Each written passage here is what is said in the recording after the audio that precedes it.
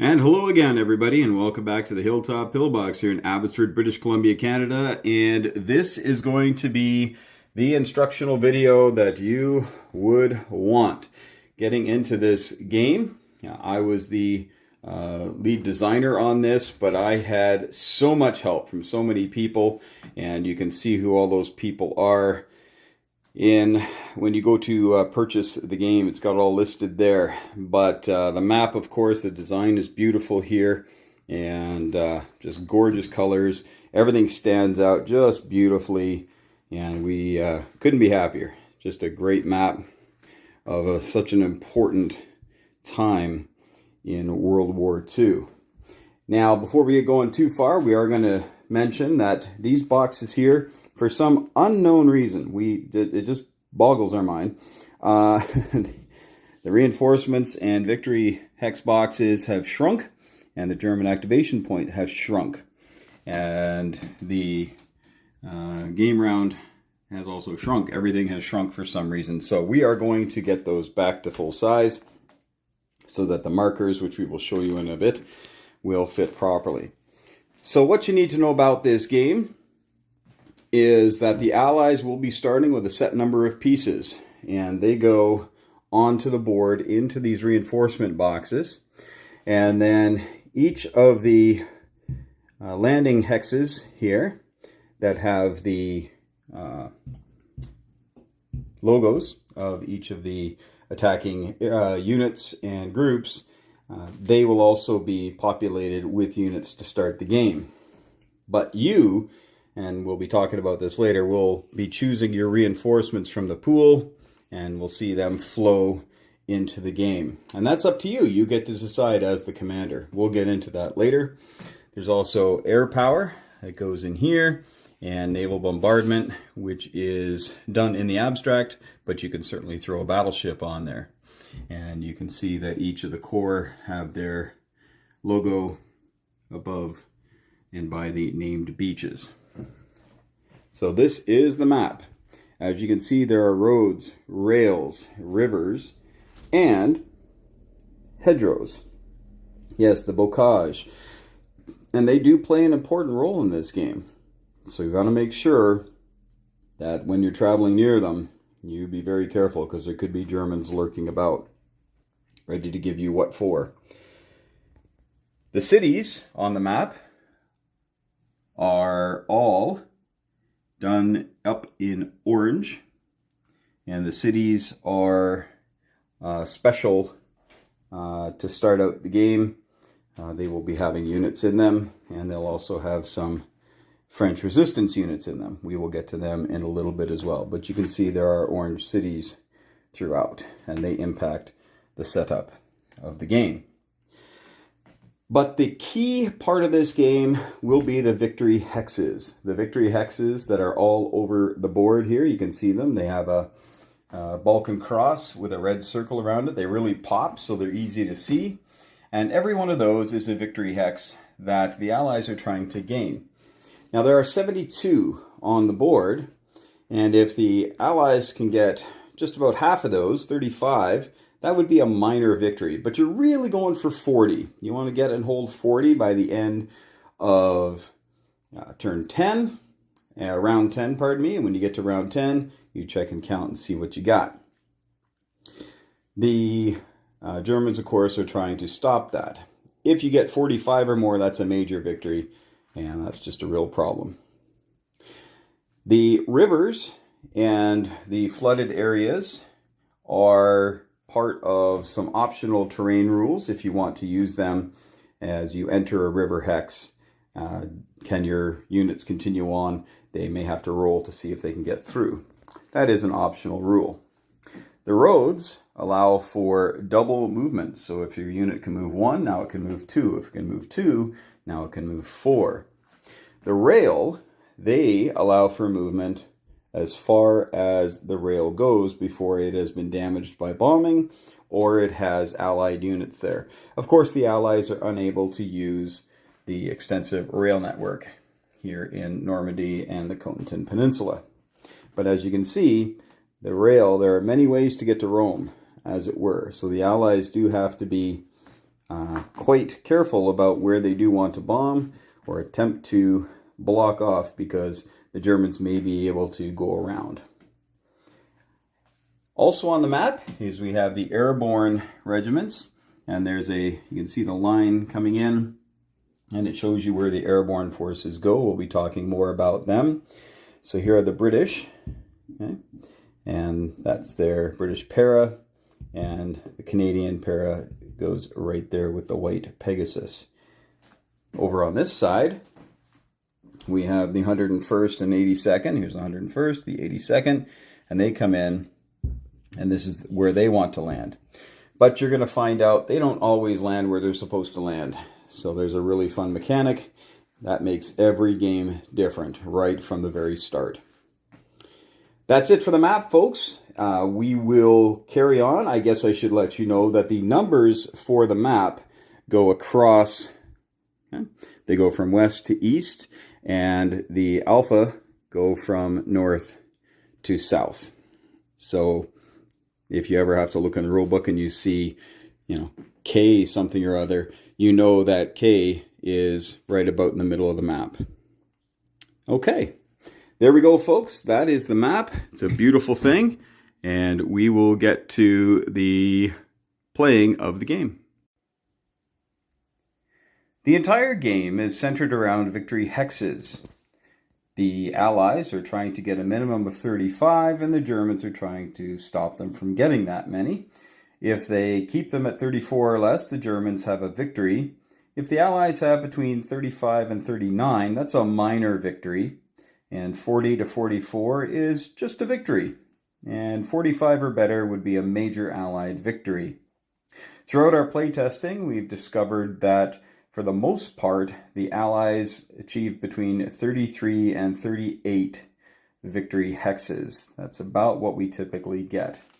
The Germans are, of course, able to take back victory hexes, but we'll get to that in just a moment. Here is our main chart, the German reinforcements and victory hexes.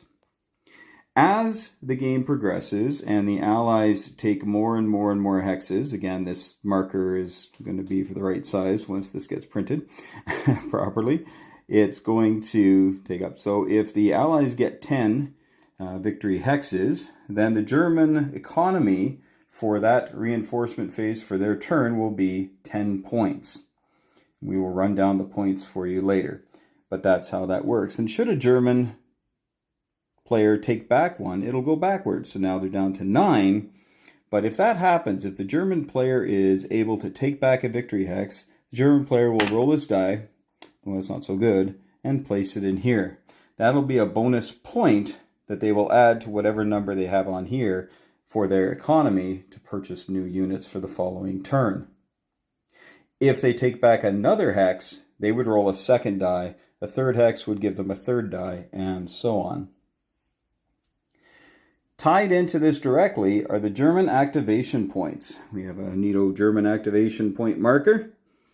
For every hex that the Allies have taken in the game, the Germans can activate this many hexes of units, regardless of how many units are in the hex. So after the first turn, perhaps the Allies have taken 3 hexes on the beaches because, well, they're not exactly easy to get into and maybe the dice are kind of cold, but maybe the Allies get 3. That means now that the German can activate and move all the units in 3 hexes. So although they have an awful lot of units out here, they really didn't believe that this was the main push. They still thought Pas de Calais. And so with 3 hexes being taken, well, the German economy is only going to be 3, and they can only activate 3 hexes worth of units. So they could activate this hex, and because we're on a road, they could move 2. Or they could activate all 5 of these units, and they're on a railway. So they could activate all of them and send them down the railway. And they could do that to 3 hexes. So essentially, the better the Allies do, the more the Germans are going to be activating to respond to that Allied threat. This really encourages the Allies to take as many victory hexes as they can and destroy a lot of German units while they do it. The longer the game goes on, the more the Germans are going to be putting on the board, and the Allies might find a tough go of it. So they need to get onshore quickly, take those victory hexes, and although it allows the Germans to activate, 12 is the maximum number of hexes that the Germans can activate on any given turn. That still can be a lot of punch, but at the same time, many times the Germans will want to stay where they are. The system works really well in depicting what the Germans were going through at the time, with the airborne landings happening, the beach landings happening, all the misinformation, the ghost armies up in London. The Germans just didn't know which way to go, and that's how we have solved that and utilized that here in the game.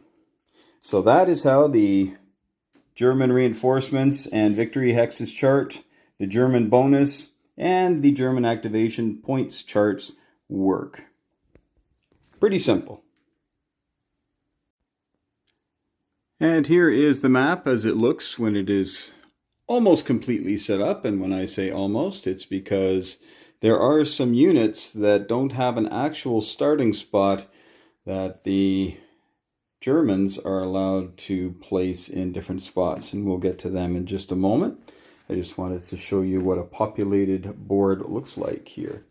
And for those of you who wonder what this is,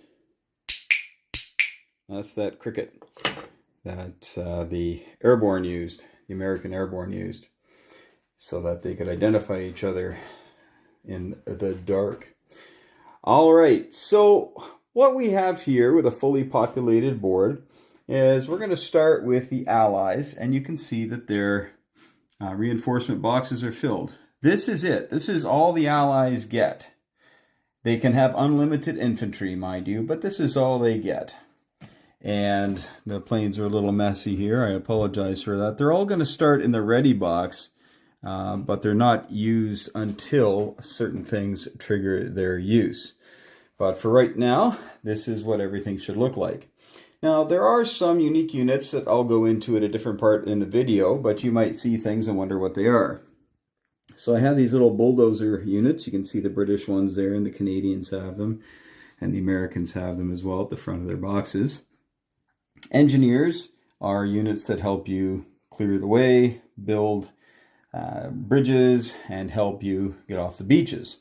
And these are 3 different engineer options that HBG has, and I believe there's others. So you don't need to use the ones I've got. You can certainly get them. I think these are awesome little bulldozers. But you can also use these. And the Germans are going to have a couple of engineers as well on the board. So they also will be able to utilize engineers, and I don't have bulldozers for them because I don't think that was quite a big thing for the Germans at this point, but maybe it was. Anyway, on we go. We also have combat medics. If you want to play with the optional rule of combat medics, the Germans get 2 and the Allies each get 1, and you place them right in your next wave box, one of your next wave boxes. Okay. Now, the big thing about this game is the stacking limit. You can have a maximum of 5 units per hex. So, combat medics do not add to that. They have nothing to do with the stacking limit, and that's an important piece of information. So you could have 5 units plus a combat medic. I won't get into what they do right now, just letting you know that they exist. And we'll get the engineers out of here. The other thing we have are Nebelwerfer, and Nebelwerfer are available for purchase for the Germans. They don't start with any on the board, and we'll talk about them in the special units portion of our programming. Now, the rest of this stuff here, before we start the game, this has got to go on the board. These are 6 minefields. There are 6 in total, 3 anti-personnel, 3 anti-vehicle. Now, you don't put on the board, hey, look out for my minefield. These are all done in secret. So the German player will write down 6 different coordinates for the mines. And the mines can go anywhere you want except in a beach hex. And that's very important. But they can go anywhere else that you want. Now, as the minefields get run into, so once an American unit, say, walks into N19, the German player goes, oh, anti-personnel mines. If there are no engineers present, then there can be some real damage, and if there are some engineers present, they might be able to deal with it. But once they're revealed, they stay there until the engineers have taken care of them or they have been detonated and blown up. Okay, so that is the minefields. We'll get more into what minefields are. But there you have it. You get 6 of them, and as a German, you just secretly write 3 for the anti-personnel, 3 for the anti-vehicle. Then we have 3 fortified locations. I'm just using these little bunkers I spray painted with my little concrete spray paint. And you can place them anywhere you want, except in a victory hex. So you can place them anywhere and maybe try to funnel. They operate the same as the bunkers that are on the beaches. So they give 2 shots at 5, and they also bump up any infantry inside so that they also fight more effectively. So there you have it. So again, the German player can place these anywhere they want, and now they're on the board. And the last 2 things I'm going to talk about, actually they're not the last 2, but 2 more things I'm going to talk about. We have the railguns. You have 2 railguns as the German, and you get to place them anywhere on the map. And I will get into them in the special units phase, but please realize when you place a railgun, it's on the rail. It does not pivot, it does not turn. So wherever you place it, it's only going to shoot that way out of the hex, straight down the hex. So for instance here, you place it on the rail line and point it this way, it shoots straight down this hex. Okay, but we'll get into that a little bit more. But you can place 2 of those. So between the hexes, between the hard points, and the minefields, the medics, you got a lot of options as the German player to try to funnel the Allied effort and hopefully stymie their pursuit of at least 35 victory hexes. So this is what the board looks like. We have all the units out, and we have the flak batteries and the radar towers. These radar towers, of course, classic German design, and you can pick these up, of course, at HBG. Everything you see here you can pick up at HBG. Anything that looks real pretty, it's got the decals on it. You got some great tanks here. If you want to look at these are great. These are from Sky Marshal. Yes, Sky Marshal. And of course, he's done all my aircraft. He is responsible for the fantastic artwork that makes everything look so much nicer. Well, we also got to talk about the French, because this is France. And over here, we typically, in all of these, we've got 4 infantry and 1 tank coming in. But in the British Roger, okay, off of Sword, we have 3 British infantry and a tank, and then 1 French, and this is going to be a free French. So you can use one of the free French, the Cross de Lorraine, I think it's called. You can use that one, or you can just put them in there. Okay, so 1 French infantry is all you need there. But as we look around, we see that there are other French units sitting around in here. And some of them are men and some of them are women. And all of them have guns. And what these are, of course, are the venerable French resistance, without whom this would have been a much tougher slug. So these men and women will stand in a city, and you decide as the Allied player where they stand. There's 1 per orange city. And when you put them in, you decide which one to put them in, okay? And they go there, and we'll talk about more of what they do, but that's just another option as you start the game. Over here, we have the Airborne plate. This is, again, available at HBG. These are all the airborne units that are going to drop in. Of course, we've got the 82nd Airborne here, 6 of them. 101st, we got 6 of them. We've got 2 Canadian Para that are here. And then we've got 4 Para and 2 Tetrarch tanks. This is where we took a little bit of a liberty. I really wanted to have some fun stuff landing. And so the Tetrarchs are coming in on the night of the 5th. And in fact, they didn't come in until the evening of the 6th. So, that's okay. We're going to have some fun with them because this game does go into the days and a couple of weeks after the invasion. There's also a German airfield card where you can put your 5 planes. That's how many total the Germans will be getting. But if you don't have a German airfield card, there is actually a spot printed right on the map. And the German airfields are printed right on the map as well. Yeah. Malpertus-sur-Mer airfield, Montebourg airfield, and then the one everybody knows, Carpiquet, which is over here. Okay, so those are printed right on the board, so you don't need to worry about using markers or tokens to denote them. All right, so that is the map. That is everything. On with some gameplay stuff. We had an opportunity to add a lot of fun rules into this and fun opportunities for the players. One of them is the E-boat attacks.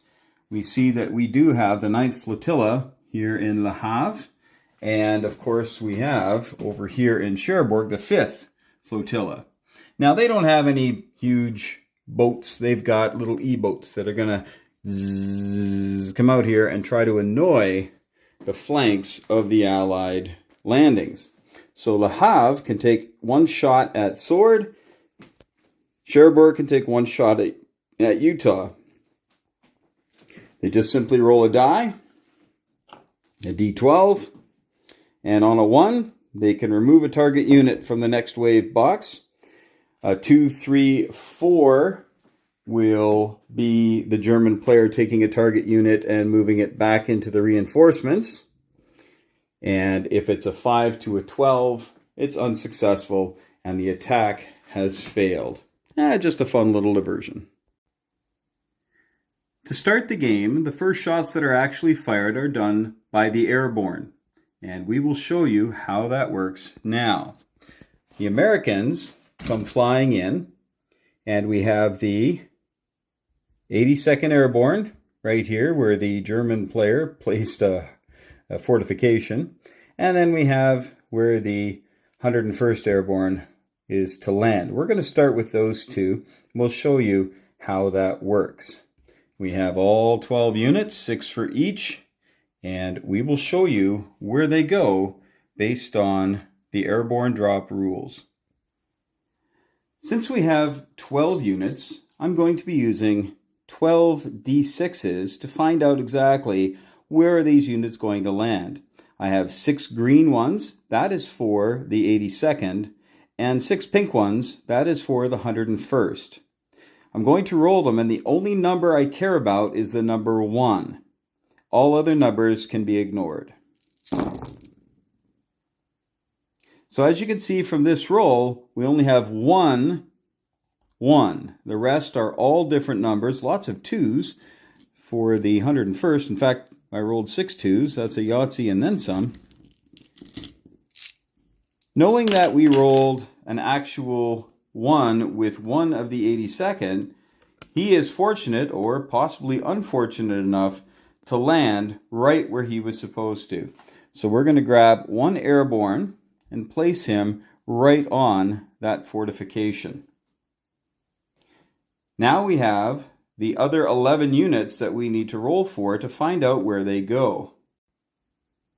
Since 5 of the 82nd and all 6 of the 101st missed their drop zones, we need to roll to find out exactly where they went. Now, this is a hex system, so at the very top of the hex, we're going to treat anything going straight north as a 1. This is a 2, this is a 3, anything straight south is a 4, 5, and lastly, the 6. So we're going to roll 5 dice for the remainder of the 82nd Airborne.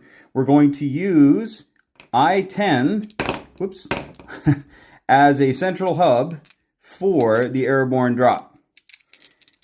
And here we go. All right, so we have a 2, we have 2 7s, a 4, and a 5. So for the 2, for this airborne drop, that's a 1, this is a 2. he goes right there. Then we have a 4. So the 4, remember straight north is 1, 2, 3, 4. Uh-oh. So he just landed right there. That could be a problem. Now we have a 5. We know 1, 2, 3, 4. The 5 is going to plant him right there. But now we have 2 7s. So the last 2 are going to be landing. We know that it's 1, 2, 3, 4, 5, 6. And 7 would be straight north again. But now they've been blown so far off course, they're 2 spots away from where they were supposed to land. So they're way up there. Now let's take care of the 101st, where all 6 of them missed their drop zones. Okay, so we have a 1, a 2, and a 3, so let's take care of them first. So from the 101st, a 1 is straight north. We're going to land right there. A 2, La Fière and Chef du Pont bridges. And a 3, right there. And now we have 2 10s and an 11. So we know that circling this ends up at 6, 7, 8, 9, 10, but we need to go 2 away now. So that sends them down 2 spots, and they're all the way down to L11, and then we have an 11. So again, we know that this is 1, 2, 3, 4, 5, 6, 7, 8, 9, 10, 11, but he's 2 away. So he's off by himself there. So that completes the American airborne drops. Now for the Canadians and the British. Let's start with the Canucks. We've got 2 here. So we're going to roll 2 dice. And the Canadian para are supposed to land here. Now if we roll 1s, they do. Oh my goodness. Okay, if you'll excuse me, I'm going to go buy a lottery ticket. So both Canadian para land right here on their intended drop zone. Well, that's very handy. Now for the British, we have 2 Tetrarch tanks and 4 airborne. They're divided into 2 groups of 3. So we're going to grab 2 for the infantry and 1 for the tank. Wonder if we can roll 3 1s. Oh, we got 1 more 1. So the tank landed where it was supposed to, but no one else did. So this tank lands right here, right in the World of Hurt at Pegasus Bridge. Now we'll roll for the 2 paras who were blown off course and see where they ended up. A 5 and an 11. Now, because the British and the Canadians didn't fly quite so far and had some pretty good navigation, they're only going to be blown off 1. Okay? 1 space. So we had a 5 and an 11. So 1, 2, 3, 4, 5, 6, 7, 8, 9, 10, 11. So they both land right here in the north side of Caen. Now we'll repeat this for the other British para. And we have a 1 for the 1 para infantry, airborne. So we have 2 more dice to roll for the British. There we go. 11 and 5. I think a little bit of deja vu all over again is happening. 1, 2, 3, 4, 5, 6, 7, 8, 9, 10, 11. There you go. So they're all together, which is kind of nice. Looks like they might be able to stir up some trouble. Now the rules for the airborne are very simple. If they land in a hex that has enemy units, they must attack. They cannot leave. If they land outside of where the enemy are, they can stay there, they can move, they could attack if they wanted to. It's up to them. That is totally up to the player as to whether or not want to utilize the airborne. So in this case, we have 1 airborne, he's got to attack, probably going to get some help from Buddy here because he's not into territory with any German units. He can just do this. Okay. Also, he could come in here and take out the radar station. Okay? And that would just be removed because there's no one protecting it. So he could do that, which might be a very good move on the first round. So that is the Airborne. The Airborne have all done their falls and landed safely. A little bit wet over here, but they're okay nonetheless. Now I'm going to demonstrate a couple of airborne attacks. This is on the first round only. On the very first round, right after the drop, all Allied airborne units attack at a 3. Now we've worked in a bit of a bonus. So while these attack at a 3, if they find themselves in a hex with another airborne unit, they both attack at a 4. And if there were a third, they'd all attack at a 5, which can be a pretty potent force. But we're going to start like this. So we have 2 units and 1 unit, and we're going to attack here into J9. There's a Goliath and an infantry. The Goliath cannot be activated on the airborne assault phase. It will not be utilized by the Germans because they are caught unawares, and the Goliath is a sneak attack unit. So ostensibly, the Allies are attacking this lone infantry. So we will have 2 airborne coming in at a 4 and 1 coming in at a 3. So we'll roll that now. 2 at 4, 1 at 3. So the 4's missed, but the 3 got a hit. So the German will be eliminated, but he does get to shoot back at a 4. And he misses. The Goliath will just be removed, as it is alone. There are no German units with it, so it gets removed. After all of these combats are completed, then the Allied player can move in and capture, or can remain in the territories where they were before. In this instance, we are going to capture. Now, on the next turn, when these airborne units decide to fight, they are now treated as regular infantry, so they attack at a 2, but then with each other airborne that are with them, it'll go up to 3 and 4. So they will all attack at a 4. If we had a 4th airborne, the attack will stay at a 4. We're going to do that battle again, but this time, unfortunately for the paratroopers, when they attack, 1 at 3 and 2 at 4, this is their roll. It's unsuccessful. There are no hits. Now the German returns fire at a 4 and gets a hit. So the Allied player decides which one to remove. Because there's strength in numbers, the Allied player decides to take away the lone airborne. Remembering that we haven't actually gone into the hex, we must remain here from the failed attack. But after each attack, the Allies do get to move. So they can move 1 space anywhere around that doesn't have any German units. So they could choose a flanking maneuver. They can't move into here. They can't move into here. This is considered a unit. They can move there and they can move there. Anywhere they go, they effectively block the road or the rail. And the rail, pardon me. So if they sit here, they have now blocked this rail line. They could also go here and block the road and rail as well. So those are the results of both a win and a loss for the Allies as the airborne units attack.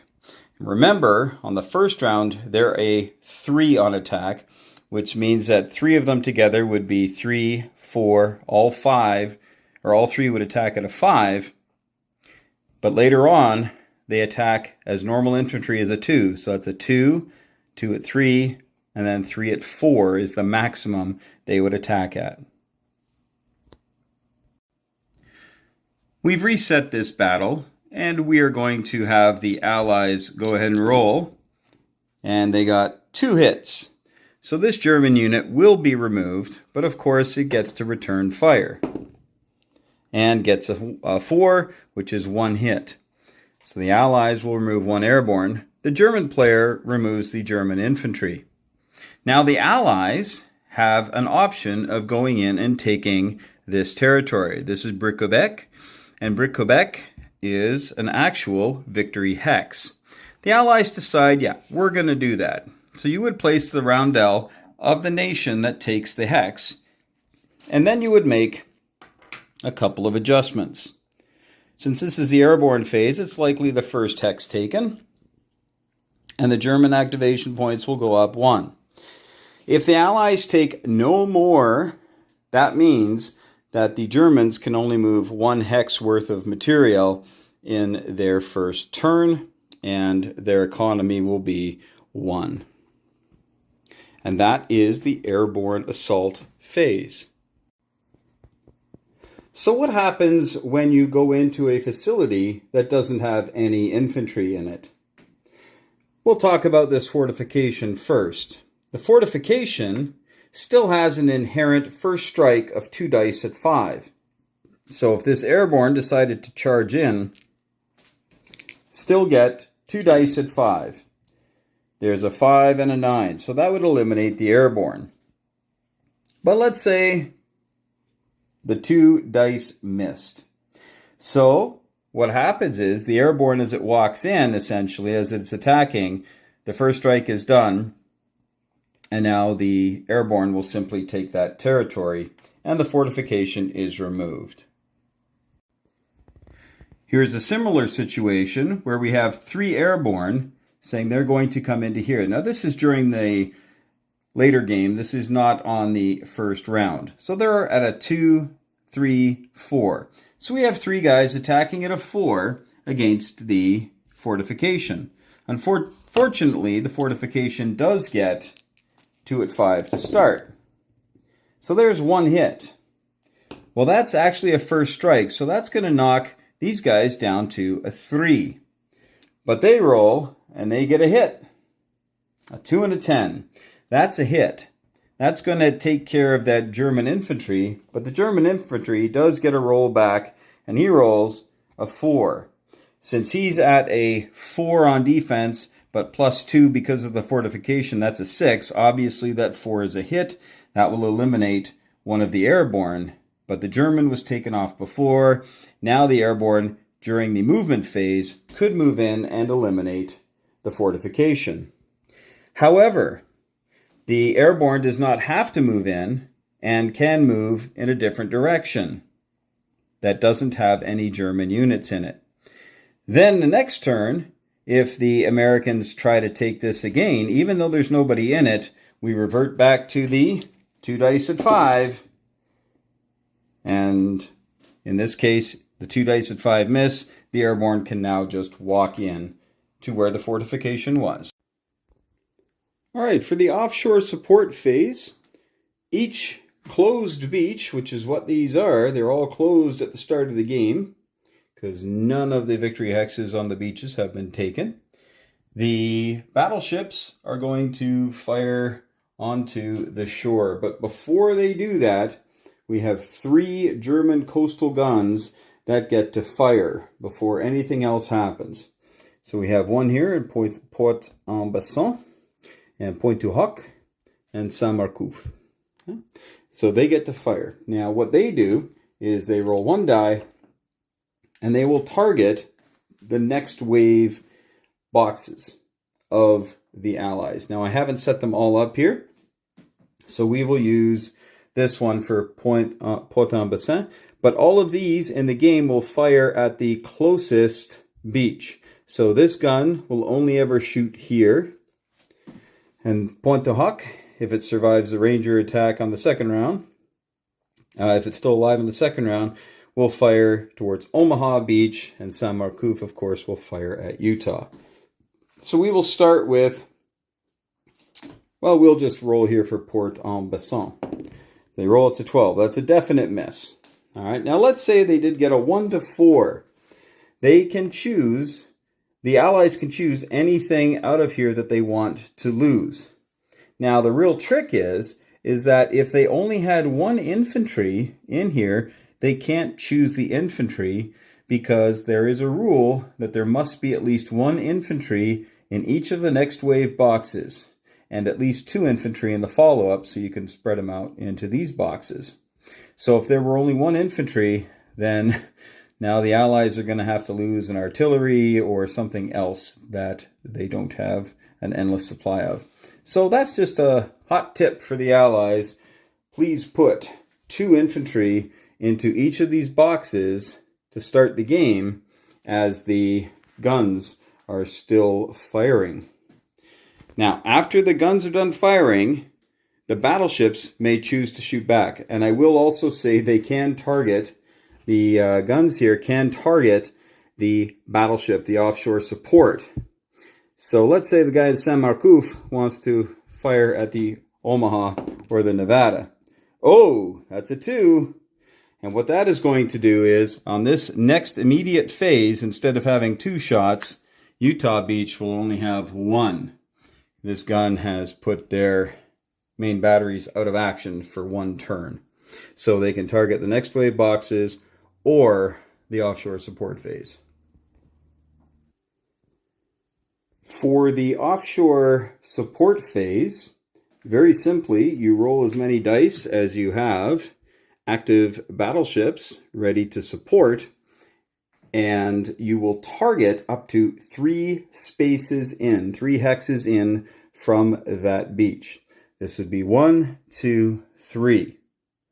You can target places that only have units, places that have units and structures, or just structures. Now, if you target units and you get a hit, so we're going to target, we'll just say they get a hit, boom, we rolled, we got a 2, and we were targeting this hex. The German player then has a choice. Am I going to retreat the unit?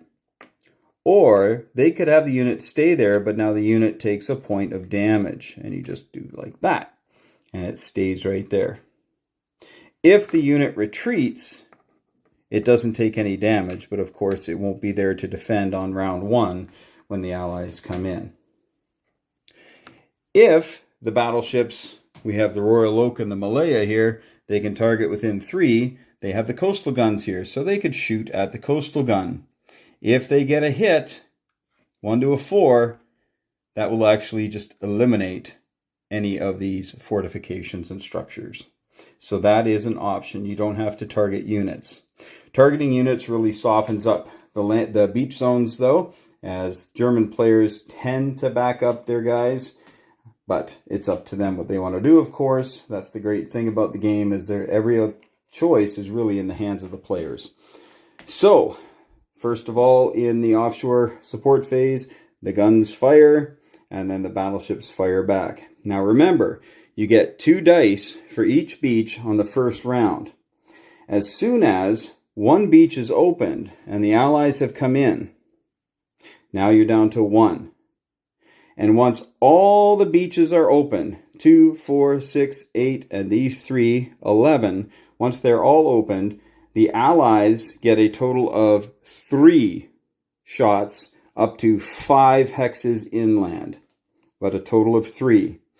You may target the same hex with more than 1 bombardment. So you can really saturate the target area if you would like. Again, that is your choice. So that is how the offshore support phase works. Okay, now what I'm going to do is show you a typical beach attack. And we're going to use Utah because there are 3 zones.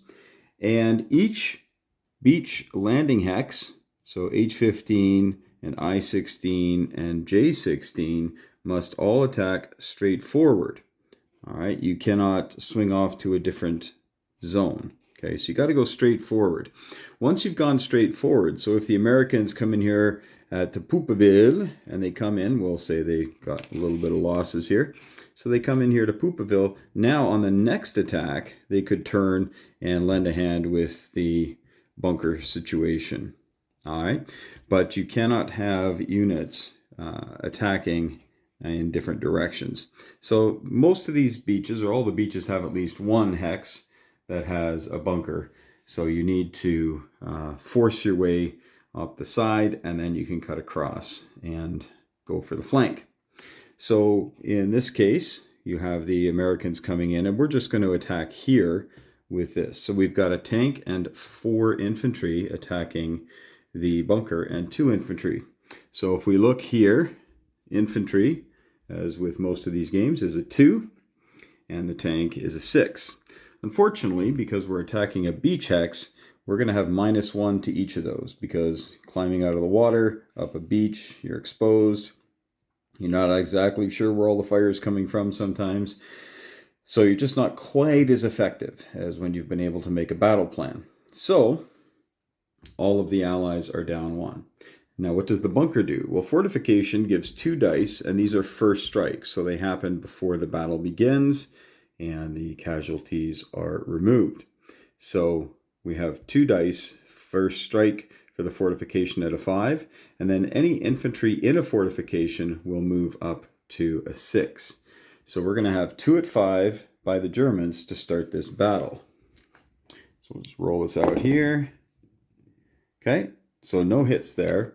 Now we move on to the Allies. So the Allies have 4 dice at 1, because the infantry are down 1, and the tank is at a 5. So we have 4 at 1 and 1 at 5.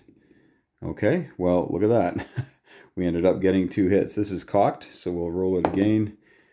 2. So we ended up getting 3 hits. We only really needed 2, but I just wanted to make sure it was a fair roll. So that's going to actually kill the 2 Germans. They do not have to hit this. You do not need a hit to destroy a bunker.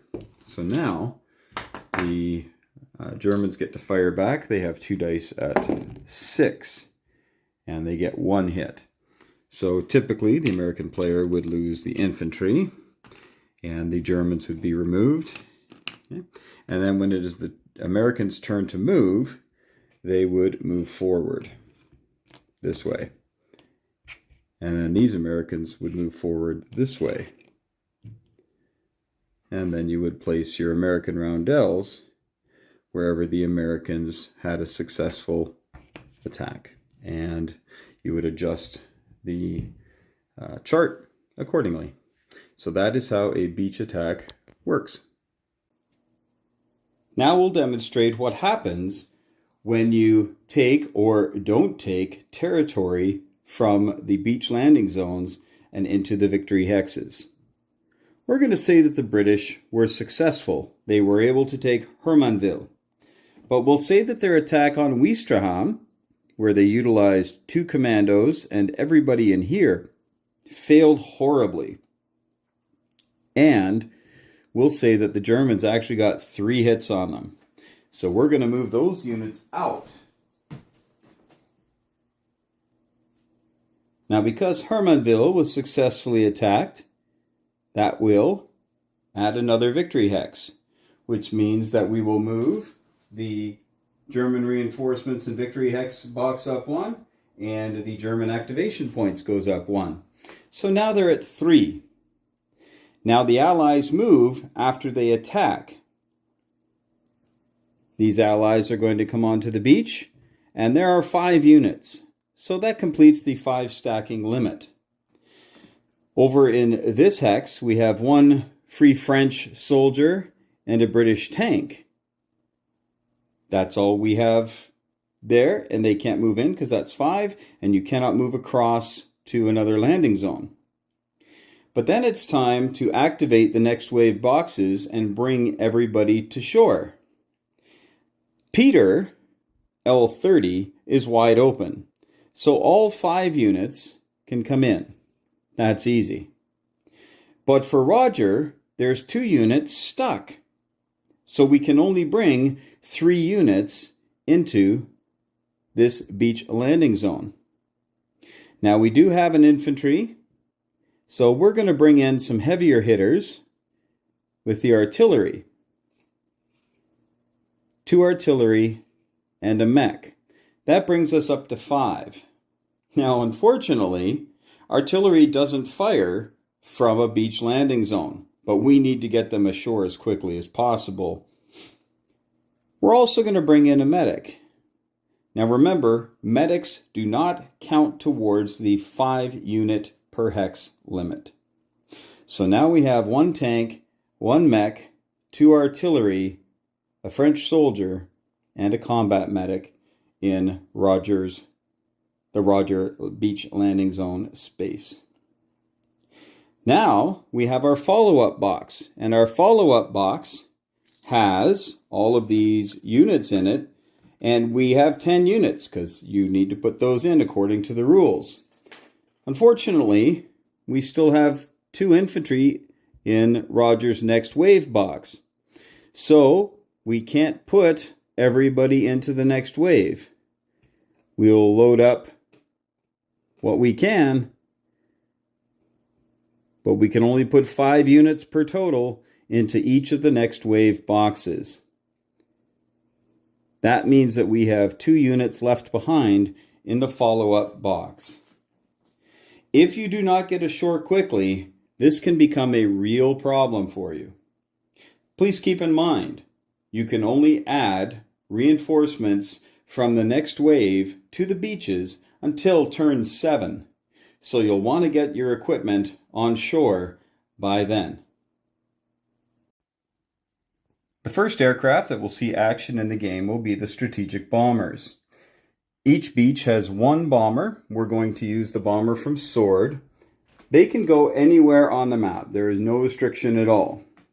You may bomb a variety of targets. You can bomb combat units. You can bomb roads and rails and bridges. You can bomb facilities, an airfield, radar tower, or flak batteries. All of these things are up for grabs. You can bomb railguns if you would like. It's totally up to you. So you're going to fly over, you're going to say where you're going to bomb. Let's say we want to bomb right here at La Haye de Puy. There is an integrated rail network here. There's road and rail. We're going to bomb the rail. And we're going to roll. Let's say this is our result. Well, the 10's too high because we need a 1 to a 4. When we get a successful hit, we simply put a damaged rail token on there. Now we're going to fly home. But before we fly home, every time the bombers bomb anything at all, there are inherent AA guns just blasting away. But because there's really nothing there, we're only going to get 1 die for the Germans. This is inherent AA. Even if there were something there like infantry or a tank or something, you still get 1 die and you roll. And on a 1 would be a hit. So we're just going to say we got a 1 for the Germans. Oh no, but it's not lost, folks. Remember, it merely goes back to the replacement box. But now it will not be available for the Sword Beach Bomber will not be available for 1 turn. Because at the start of next turn, it'll move to en route and then it'll move back. But since the Germans missed, we'll put him back into the ready box. And that is how strategic bombing works on roads, rails, bridges. If they decided to hit a fortification, that fortification is simply gone. It is erased. If they decided to hit combat units, they are gone. Just take it away. Now, there's an interesting point. Because you roll 2 dice, you could actually take out 2 units. You don't say which unit you're bombing. You just say, I'm bombing this place with units. So as we're bombing here, you get 2 hits. The German player gets to decide what gets removed, but 2 units would be removed. The Allies may also bomb airfields. Now, the airfields early on aren't quite as important, especially in the first round. But as time goes on, there are 3 airfields on the board. If the Allies can knock out an airfield, one of the available German fighters gets removed and isn't able to be scrambled that turn until the airfield gets repaired the next round. It's an auto repair, by the way. So that is how strategic bombing works. There is no interception of strategic bombing. They just fly and bomb and fly home. But if they get kind of oh, we can bomb a radar tower, or we can bomb the flak batteries that are throughout and cause grief to a lot of the Allied aircraft, well then bad things can happen. What bad things could happen? Well, let's say the bomber decided to try his luck here, wanting to go after, maybe get a couple of hits and maybe take out a mech. Well, that's all fine and dandy. Even if he gets a couple hits and removes some units, he's still got to fly home. But now there's a German radar tower. Haven't glued that one together yet. There's a German radar tower, and there is a flak battery. Now, typically, they shoot back at a 1. But the flak battery, anything that gets targeted within 2 hexes of the flak battery actually gets to roll 3 dice at 2 or less. So I'm going to roll 3 dice at 2 or less on this bomber. Now you're thinking 2 or less, that's not much of a chance. It's like a 1 in 6. But because there's a radar tower within 2 of the target hex of the strategic bomber, we're going to add +1 to the dice rolls. So now it's a 3 or less. So 3 dice at 3 or less. So we're going to roll. And we got a 1. And that would take the bomber out of commission back into the replacements box. Now, if they got 2 or 3 hits, it wouldn't matter. They still put the bomber back in the replacements box. Extra hits have no effect. So that is strategic bombing in its entirety.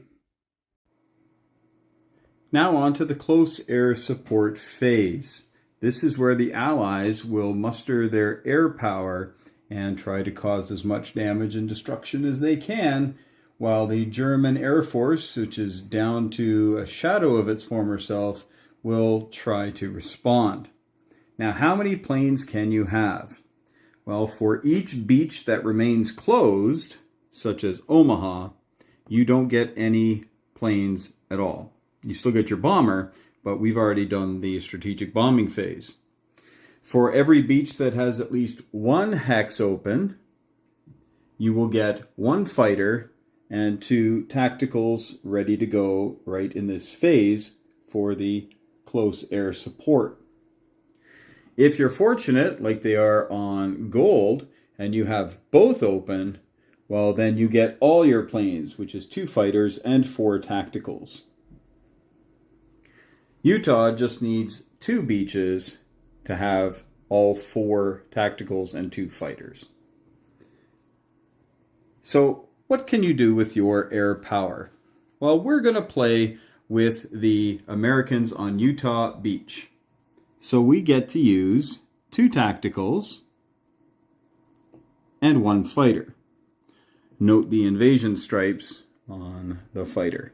Thank you to Sky Marshal. So now I can place these anywhere up to 3 hexes away from the furthest Allied advance.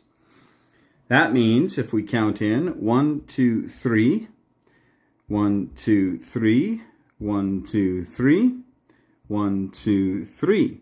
So I could actually attack that. And I think that's what we'll do. So our 2 tacticals are going to come into G13, and the fighter support is going to be there to help them out in case the Germans show up.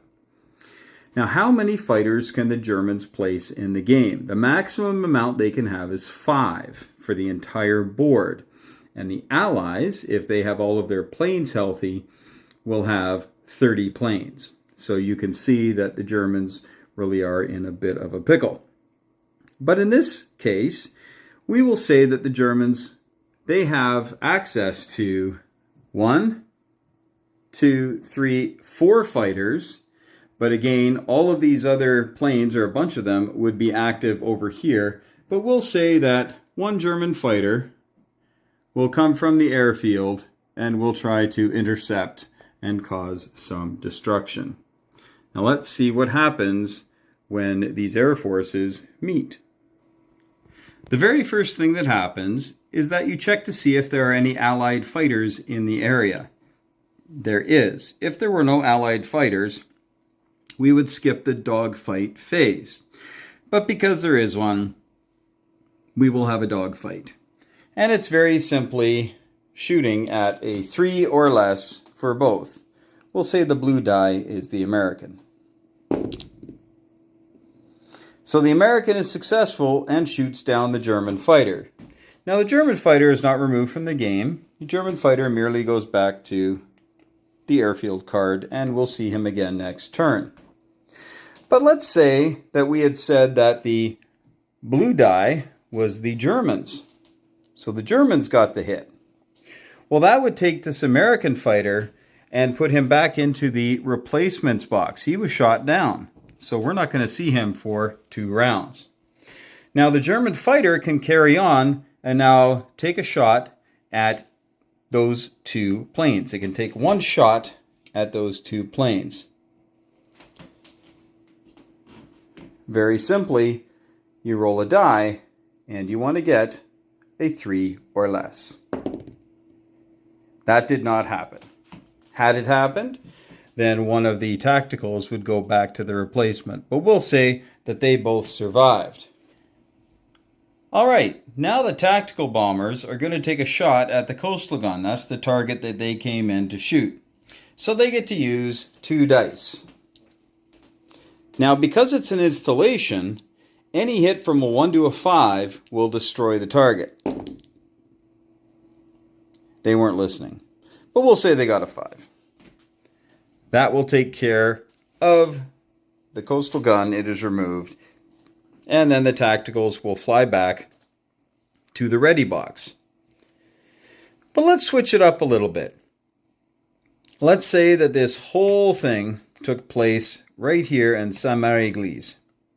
The Americans are wanting to soften up the famous town by taking out the German garrison there. And we'll say that the German missed, so he's flown home, he's done. So now they get to take shots at the German infantry that are there. So they roll, and they get a 2, and they get an 8. Very simply, we are going to damage this unit. Remember, a hit of 1 will destroy any unit. But in this case, we're going to be applying damage. Now, if you roll a 2 to a 3, you put 2 damage. If you do a 4 to a 7, you do 1 damage. So in this case, we did 2 damage to the unit. So we'll take 2 damage markers, and some of them have numbers on them, and some of them do not, but we're just going to put these like this, and we know that this unit now has 2 damage. Now what does damage do? Well, what it does is it makes that unit less effective in combat. So now instead of defending at a 4, it's -2. So it's defending at a 2. And instead of attacking at a 2, it drops by 2 to a minimum of 1. So it can still attack at a 1. But that is what damage can do. And the more you play this, and the more these tactical bombers are out here ravaging across the board, you will see a lot of damaged units, and it really does take the fight out of the Germans. So, look for those targets of opportunity.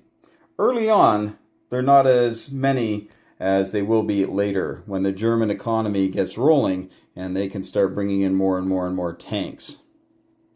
Now, before these fellows fly home, there's a little bit of a problem. We have some guns and radar that are really close. So, we're going to have these flak towers, or flak batteries, fire because it's within 2, and they're going to get 3 dice at 2. And 3 dice at 2 is pretty nice. But because of the radar tower here, that's going to add an entirely new dice into the mix. So now it's 4 dice at 2 for the German flak battery. So we'll take those 4 dice at 2 and see if we can ruin the day for those 2 tacticals. Oh, we can. So 1 tactical is actually sent to the replacement box, and the other one flies home to the ready box. So the radar towers and the flak batteries do work well in concert. So you got to be careful. Make sure you count out 2 from each one. There's a lot of overlap, so be careful when you bring in your Allied aircraft. All of the Allied attacks are done, so now we're on to the German turn. You will note that I have not moved all of the reinforcements into the follow-up and next wave boxes. That is for expediency of filming. As we move over, we can see that the Allies have 1, 2, 3, 4, 5, 6 victory hexes under their command. That means that the 6 is covered, that's the largest number covered, and 6 on the German activation point counter. This means that any 6 hexes worth of German units may be moved this turn, and there is 6 for the German economy to spend on reinforcements. Let's start with the reinforcements. The costs of units are as follows.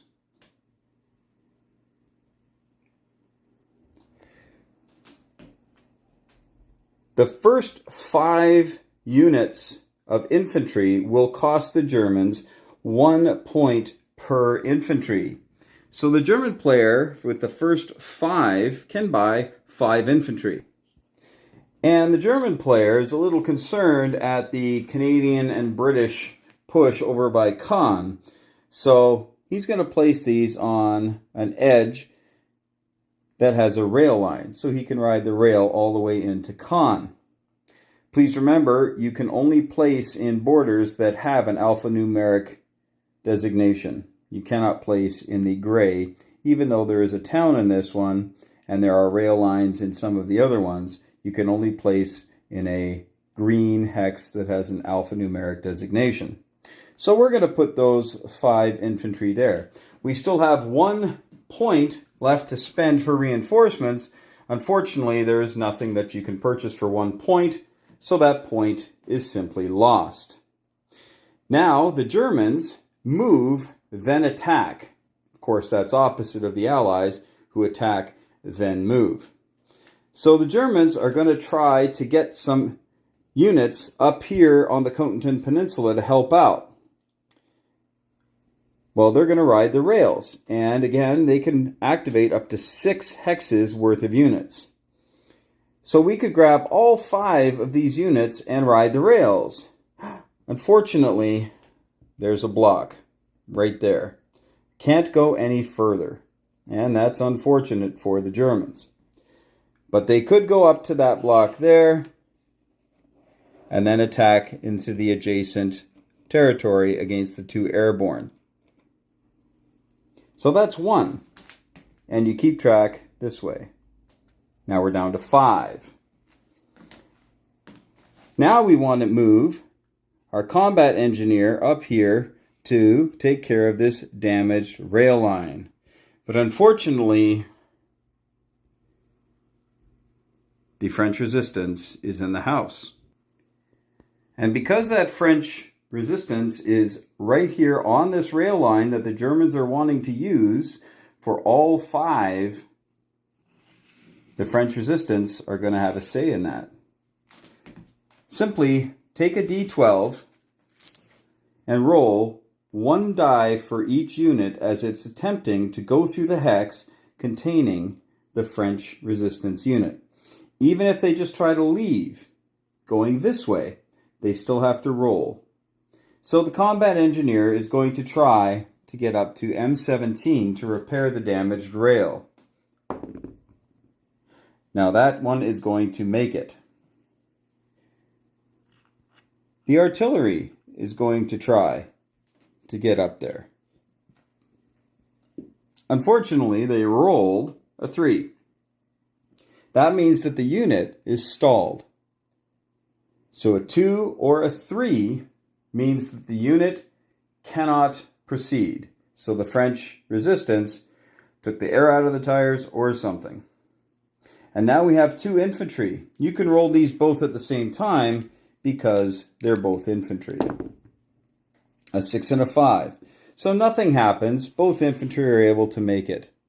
Finally, the Goliath. The Goliath is trying to get up to help out with the war. And they roll a 1. Unfortunately, that is going to end in the destruction of the Goliath, and it is simply removed from the game. And that really hurts the German because those cannot be replaced. Now, we just have a lone artillery in here, and these units want to move up to Saint-Lô. So we're going to have this infantry come up and try to help out. Rolls a 3. So he needs to stop. He cannot go through. And the Goliath, he's coming through again, and this time he rolls a 12. The 12 means that the Gestapo have honed in on the French resistance and have eliminated the French resistance unit. Now, units that have already rolled cannot move from that space and cannot enter that space if they have already failed. So that is how the French resistance works. And they are all over the map. Now, we will talk about what happens when the Allies go into a territory that has a French resistance unit in it. So we will take one that's easy to do. So we'll just grab this stack here, and they come in, and we'll say the French resistance unit was here. When these infantry come in and liberate this territory, they will take their marker, put it on there. This French resistance now becomes an active Free French soldier. But because that is now the 6th unit, one American unit will have to stay behind, depending on how they came in. They will have to stay behind and can't go in to this territory. Now, it is important to remember that the French resistance unit fights and defends a little bit better than average infantry. They will attack at a 3 and defend at a 5 throughout the entire game. Artillery will also bump them up to a 4. And that is everything you need to know about the French resistance. They will now move with the Allied army and act like an infantry unit with a bonus to their attack and defense. This is something that can happen during the game, where a lone tactical, or maybe 2 or 3 tacticals, end up in a target-rich environment. Well, who gets the damage? Tactical bombers get to choose the targets that they're shooting at. They could all shoot at the same target, or they could each individually shoot at different ones.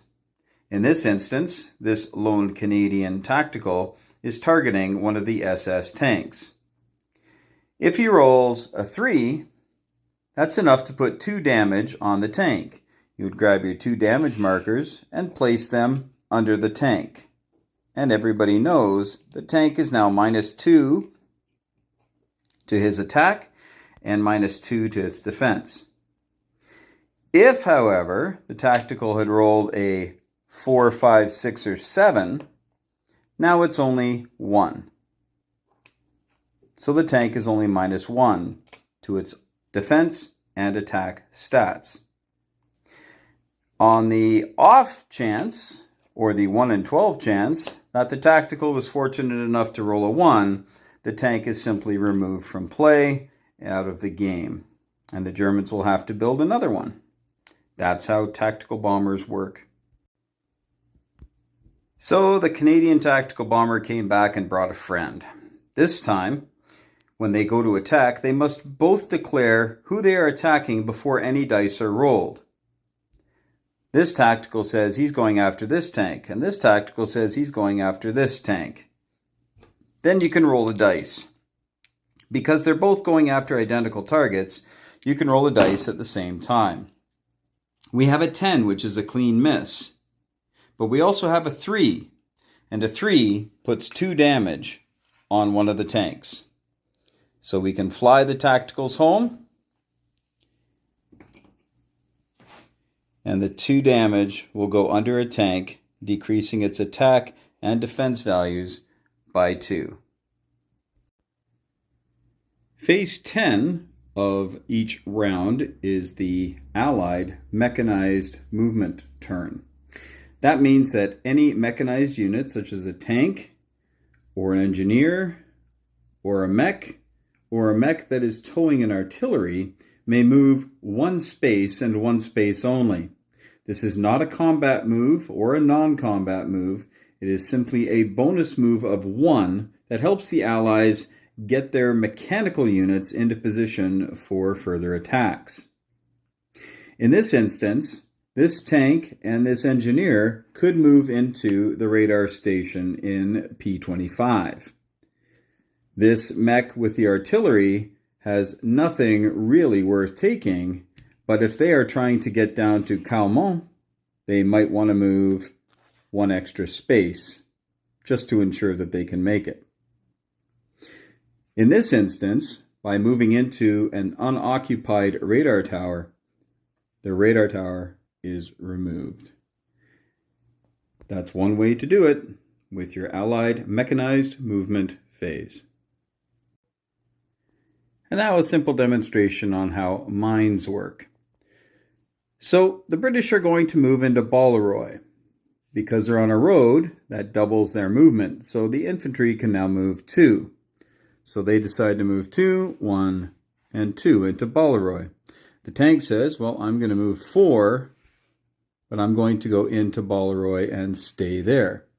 And the British are all happy, and they're going to want to claim that at the end of their movement. Unfortunately, they did not know that they had run into an anti-personnel minefield there and an anti-vehicle minefield there. Now, the infantry were here, but the German player does not reveal until the entire phase is over for movement. And since the anti-vehicle does not affect infantry, move into there, and the tank would move into there. After all of the Allied movement is done, the German player will reveal, wait a second, you went through a couple of minefields. So then you'll back these people up and the tank up to where they were coming through and where they met the minefields. Then very simply, for each vehicle in the anti-vehicle, it would roll a die. And on a roll of 1 or 2, the vehicle would be destroyed. It's very simple. Since it was not destroyed, it will go on and capture Balleroy for the Allies. But unfortunately for the Allies, their 4 infantry are not as lucky. They roll, and actually I didn't even have to spoil it. We had 1 hit and a 2, which means that one of the infantry is simply removed from the game. Then they carry on and they finish their movement. They will capture Balleroy, and these 2 fields are taken off as they have now been discovered, and they are gone. If there is a combat engineer, I should probably use the one that I showed you before, the British combat engineer, in either of these, I think we were like that. Nope, we were like this. If there is a combat engineer present for any of the action, they can roll, and if they roll a 6 or less, then the field is removed before you roll for the actual vehicle. Combat engineer can only do this once per turn, only one time.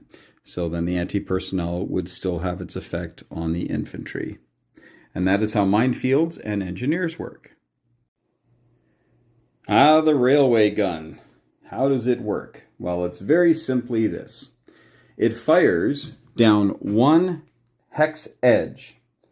You have to denote which one it's using. It could use this one, or it could use this one, but it fires down the railway. So it would fire down this hex. It's not going to fire down the railway line. It fires straight down the hexes that the rail enters and exits that hex. It has a range of 10.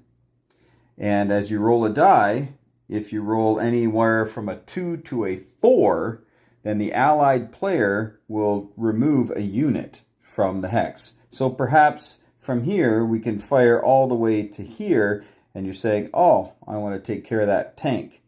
Well, if you roll a 2, 3, or 4, the Allied player will remove probably an infantry. But if you roll a 1, you can now choose which unit to remove.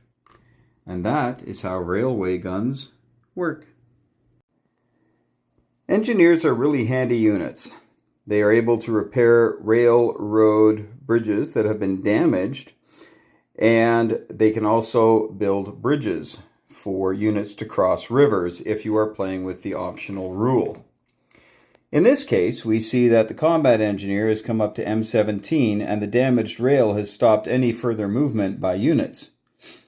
Since Germany moves first, all of the movements must be done. They cannot move after this except to take a territory that they have just destroyed everything inside. So, here we have the damaged rail. On the combat turn, since there's nobody to attack anywhere, they can simply repair the damaged rail. Now, because they repaired it on this turn, it doesn't mean that a German can now move through, because this is the combat phase which takes place after the movement phase. But on the next move, now these units may freely travel through this junction. And that's how the combat engineers work for the Germans. Engineers are a very handy unit, especially for the Allies. They can destroy bridges, they can wreck road or rail, but the main thing they're used for early on in the game is to nullify the -1 penalty trying to get ashore. Typically, these infantry would be attacking at a 1 and the tank would be at a 5. But when an engineer is along and it has to abide by the 5-unit stacking limit, now it nullifies the -1, so these are at 2 and this is at 6, which makes it a little bit easier to take out those heavy beach German defenses. Well, what are Goliaths? Well, Goliaths were small tracked vehicles that the Germans would send into areas with known Allied equipment and personnel, and they would detonate. They were just loaded to the gills with explosives. They were either sent in with wires attached or radio signals. And they were not very reliable, but when they did blow, they did a whole heap of damage. So the German player starts with 11 of these. They cannot be purchased, and they cannot be taken as casualties from any air attacks. They cannot be targeted from the air, and they also do not defend during the first airborne assault, because these are meant more as a gotcha, not so much a response to things that are going on around you. But here we have a Goliath, and this Goliath is going to be sent this way. Now remember, the Germans move then attack, so he can move 1 and then attack an adjacent hex. So that's how that works. And very simply, all you do is target 1 unit and roll. And on a 4 or less, let's just make it really dramatic. On a 4 or less, it destroys the target unit. And of course, the Goliath is destroyed and removed from play. So that's how Goliaths work. For those of you familiar with the Normandy campaign, you know that the Hedgerows, called the bocage, was a real problem for the Allies. The Germans would lurk behind them and fire out heavy machine guns, have mortars stationed behind them, and really ambush the Allied unit. Sometimes they'd even have a tank or an anti-tank gun right behind it, and their spotters would fire through the hedgerows and take the unsuspecting Allies in the flanks. And so we've worked that into the game. Here we have a lone Sherman, and he's going to go from here to here just for demonstration purposes. You likely would not do this in the game. You would likely go here and get them to attack you. But here we go.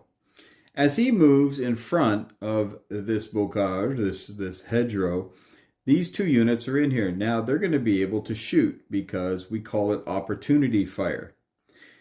The first one that's going to shoot is going to be this mech. This mech typically defends at a 4, but with all of these opportunity fires only a 2 is rolled. It doesn't matter what you are. You could be a heavy Tiger tank. Doesn't matter. You still roll a 2. We tried to keep it simple. Well, that's a 9. That didn't work. And then we see this infantryman. Now, the one caveat is that you have to have a defense of higher than 0. And here we have an infantryman. His defense is 4, but he has 4 damage on him, so his defense is 0. He doesn't get to fire. So the tank continues on its journey, and now it's still passing in front of this unit. But you can only have each unit fire 1 opportunity fire per round, so it cannot fire again. And this guy couldn't fire in the first place. So now we're here. So we have 2 infantry at 2, and then we have a Goliath. We're going to talk about him in a minute. We're going to start with the 2 infantry, and we're going to try to get a hit on a 2. So we roll. Well, we got a 12 and a 9. But it was a smart way to go, because had we gotten a 1 or a 2, that would eliminate the tank, and we get to save our Goliath. But we didn't get a hit, so now we're going to send out the Goliath, and the Goliath is going to attack normally at a 4. That's its special attack. And it got an 8. So it blows up, but it didn't get close enough to do anything but scorch the paint on the side of the Sherman. That is how opportunity fire works. It's very simple, very basic. Everything shoots at a 2, and everything can only shoot once per round. A fun optional rule you might want to consider is the assault on Le Havre. Now, Le Havre is staffed, has 6 infantry and 3 artillery, but there are 3 victory hexes here up for grabs for the Allies, and it might not be as heavily defended as some other places. Starting on turn 7, 8, 9, or 10, you can do an assault from any one of the Allied reinforcement boxes. So you don't come from the next wave or follow-up, you come from reinforcements. Keep in mind that round 7 is the last time you will have any troops in the next wave boxes coming ashore.